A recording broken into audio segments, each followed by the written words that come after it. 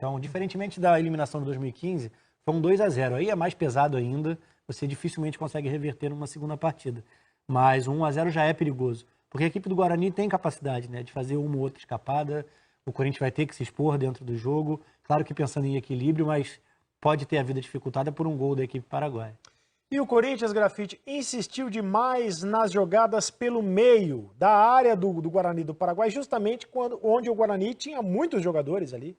Era uma muralha do Guarani, difícil entrar, e o Corinthians insistiu o tempo todo pelo meio e não conseguiu passar essa muralha. Boa noite, Cereto. Boa noite, Rafa. Boa noite a todos. O Corinthians teve essa dificuldade na criação hoje, forçando muito o jogo pelo meio. Quando jogou pelos lados, quando conseguiu opções pelos lados, ficava chuveirando a bola dentro da área, sem uma bola sem direção, nunca procurando um atacante. O Corinthians tem essa dificuldade. Tem no Luan e no Cantígio jogadores de qualidade, de toque de bola, de posse, mas ainda não encontrou jogadores do lado fazer esse apoio, esses jogadores para as jogadas do Corinthians fluir, como o Thiago espera e a torcida espera também. Você está no Troca de Passes, 11h32. Vamos aos melhores momentos de Guarani do Paraguai 1, Corinthians 0. Corinthians perdeu para o Guarani do Paraguai e agora na próxima quarta-feira vai ter que vencer por 2 gols de diferença para conseguir a classificação. O Morel fez o gol do Guarani, mas o time paraguaio já assustava nessa jogada, em cima do Sid Clay, a bola bateu na trave, olha só. Jogada do atacante paraguaio, a bola bateu na trave. E quando você fala sobre em cima do Sid Clay, esse é um ponto a ser debatido também, né? Sim. Que o Thiago, esse é o gol, né? Já esse é o gol do jogo. A defesa parou, né, para fazer a linha do impedimento, saiu para fazer a linha do impedimento. O próprio Sid Clay na segunda trave que dá condição a todo mundo do Guarani. Ele está invertido, né? Ele está no segundo pau na batida de escanteio, na batida de falta, perdão, e parece dar condição. Mas o que me chamou a atenção é que ele continua, por mais que se fale que ele está clinicamente recuperado, que ele está no nível dos demais jogadores, ele parece ainda pesado, né? E o Guarani construiu por ali no início do jogo. O Thiago Nunes tem dito que o Sid Clay já está no seu peso, mas claramente ele está fora do ritmo de jogo. Ele não está no mesmo ritmo, na mesma sintonia dos outros jogadores. Mais de 7 meses sem atuar, né? É o ritmo do jogo, né? É diferente. Aí não é nem a condição física, né? De treinamento, a parte física ou a parte de peso, acima do peso ou abaixo. É a situação de jogo, né? É o ritmo de jogo. Muito tempo sem jogar, ele não jogou 90 minutos. Ele jogou 90 minutos em algum jogo essa temporada, não? Hoje ele saiu. Jogou contra o Santos. Contra o Santos jogou 90 minutos. Jogou os 90 minutos. Só que quando a gente fala a jogada em cima do Sid Clay, tem que haver tem que se notar também que o Sid Clay, a gente sabe que é um jogador que é um lateral ofensivo. Passa muito. Passa muito. Ou seja, quando o lateral é muito ofensivo, sabe que ele tem uma certa carência defensiva. Aí cabe a proteção ali. Essa bola, a primeira bola que bateu na trave, ele tá mano a mano com o cara, não tem ninguém na sobra dele. Ele não sabe se vai se dar o bote ou se tem alguém na sobra, ou seja, tem que ter um equilíbrio também na parte defensiva da equipe do Corinthians. Em cima disso, Grafite, o Corinthians, se eu não estou errado, ele só não tomou gol nessa temporada no jogo contra o Santos. Justamente no jogo contra o Santos. É. Quando ele teve que jogar o segundo tempo todo se defendendo, porque perdeu o Janderson, que foi expulso, e aí teve que jogar o segundo tempo todo se defendendo. Nos outros jogos, o Corinthians sempre tomou um gol. Né? Isso talvez demonstre o que você está falando, esse desequilíbrio defensivo. Isso. É um time que se propõe a atacar muito, né, pelo modelo de jogo. Mudou o modelo de jogo que era do ano passado para este ano, mudou. Aí falta esse equilíbrio ainda. É o começo de temporada, tá se acertando ainda, muitas coisas tá se acertando.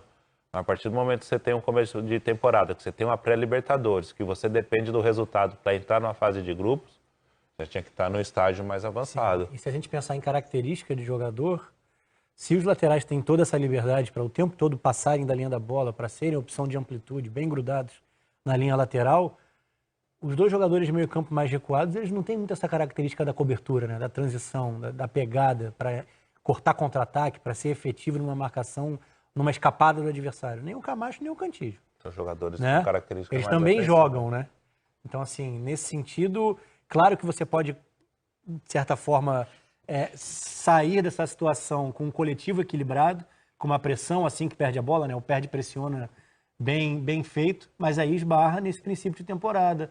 Ainda a dificuldade para coordenar o movimento, para o gatilho da hora certa de ir, dar o abafa, os jogadores estarem mais próximos da bola, mais próximos entre si no momento da perda dessa posse.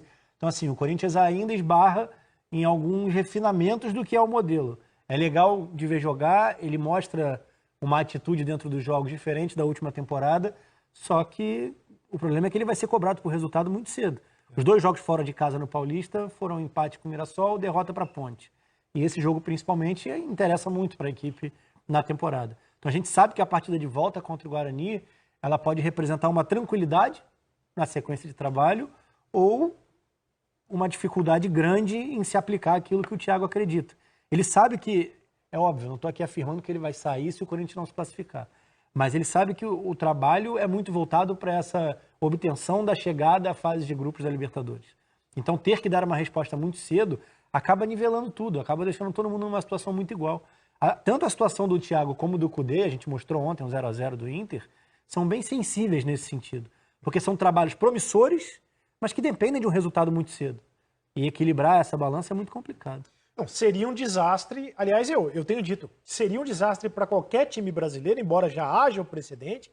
O Corinthians mesmo perdeu para o Tolima, foi eliminado na pré-Libertadores em 2011. E naquela época não mandou o Tite embora. Não mandou o Tite embora, segurou. Foi bater campeão brasileiro. Foi campeão brasileiro. O São Paulo, ano passado, foi eliminado na Taça Libertadores. Detonou o projeto, detonou o trabalho. Chapecoense foi eliminado na pré-Libertadores, se eu não me engano. Quer dizer, existe o precedente de times eliminados nessa fase, mas do ponto de vista esportivo, até pelo desenvolvimento, pelo investimento, né, do futebol brasileiro em relação a esses times, com todo o respeito ao Guarani do Paraguai. O Guarani do Paraguai não tem a mesma tradição que tem o Corinthians. Não, tem a mesma camisa do Corinthians. E outra, se o Corinthians jogar um pouquinho melhor do que ele jogou hoje, ele vence a semana que vem, por 2-0. A gente viu que o Guarani do Paraguai também que tem muitas deficiências. Tem um contra-ataque, pode surpreender um contra-ataque rápido, mas é aquilo que o Rafa falou. É até interessante essa colocação, porque às vezes muda até a maneira de trabalhar do próprio treinador essa resposta imediata pelo resultado. Às vezes o Thiago deve estar até mudando um pouco o esquema dele, o jeito que ele gosta de trabalhar por causa dessa pré-Libertadores. E a semana que vem precisa do resultado para vencer, para dar continuidade a esse trabalho de maneira tranquila. Você acelera processos, não tem jeito. Se comparar com o ano do Thiago no Atlético Paranaense, a gente está falando de uma equipe que abria mão do estadual. Uhum. Então, assim, era o extremo oposto.